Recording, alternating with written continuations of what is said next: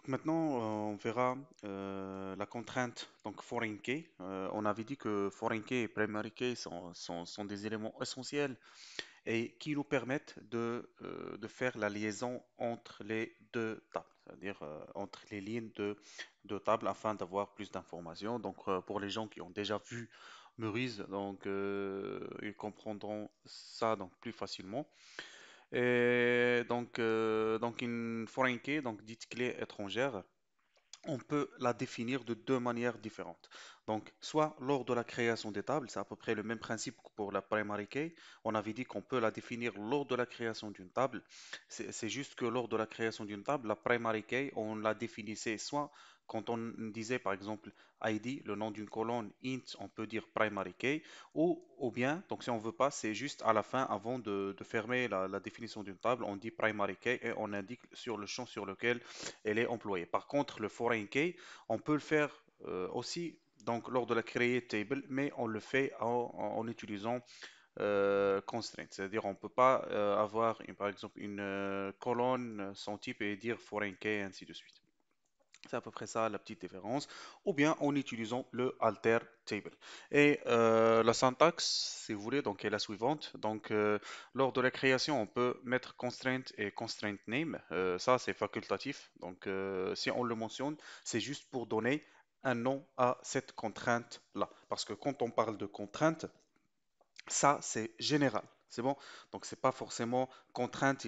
Quand on parle de contrainte, il s'agit d'une foreign key. Il peut s'agir d'une nulle, du check, unique, ainsi de suite. Mais c'est juste, on utilise ce mot-clé-là pour donner un nom à notre contrainte. Si on l'omet, c'est-à-dire on ne le mentionne pas, on commence directement par foreign key. Donc, c'est MySQL qui va se charger de donner un nom automatique. Et on avait vu ça dans le cas du check. Donc on aura, donc on peut mentionner, donc ça c'est facultatif, ce qui est essentiel, c'est mentionner foreign key pour que MySQL puisse comprendre de quelle contrainte il s'agit. Et puis on va donner un nom à cette clé-là. Donc ça c'est facultatif, vous pouvez le faire quand vous pouvez ne pas le faire. Et par la suite, on mentionne là où les colonnes sur lesquelles va s'appliquer cette foreign key. Par exemple, si on a une table A, c'est cette table-là qui contient la primary key et la table B, c'est cette table qui va contenir la foreign key. C'est bon? Donc le colonne name, il fait référence aux colonnes au niveau de la table B. Et puis on a le references. On dit que cette clé primaire qui est appliquée sur cette colonne ou il peut s'agir d'une ou plusieurs colonnes, elle fait référence à parent table, c'est-à-dire la table A et le nom, il faut mentionner quelle colonne dans la table A. C'est bon?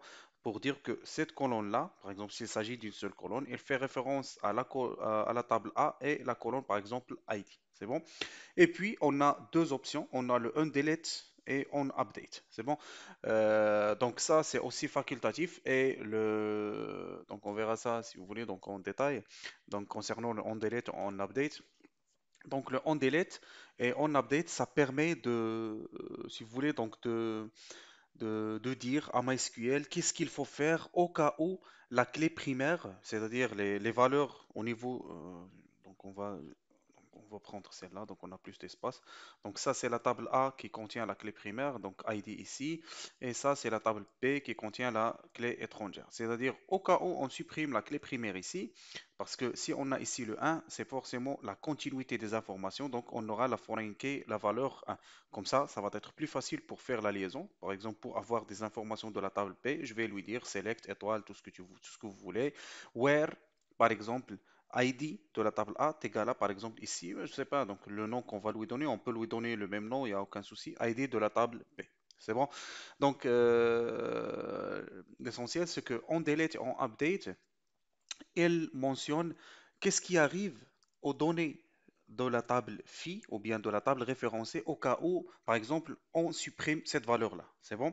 Et qu'est-ce qui va y arriver si on met à jour cette valeur-là? Par défaut, si vous ne mentionnez pas, donc on a le restrict parce que le reference option, on a trois options, le cascade, le set nul et le restrict. C'est bon?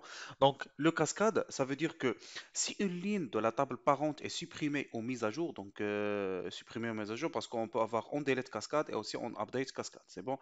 Mais pas forcément si on utilise on delete cascade, c'est qu'on est obligé de mettre on update cascade. On peut avoir on delete cascade, par contre on update c'est nul, c'est bon. Pour les références options, c'est pas forcément que les deux doivent avoir les mêmes valeurs. Par contre, si on ne les mentionne pas, c'est pas automatiquement le restrict.